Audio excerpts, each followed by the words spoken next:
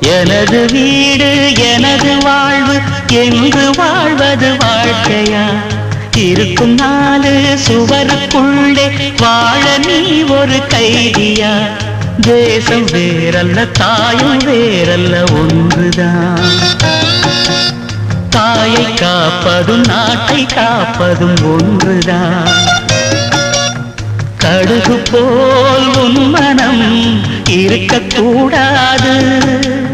கடலை போல் விரிந்ததாய் இருக்கட்டும்.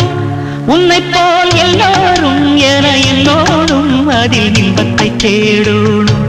சாதி மல்லி பூச்சரமே சங்கத்தமிழ் பாச்சரமே ஆசையின் ஆசையடி அவ்வளவு ஆசையடி.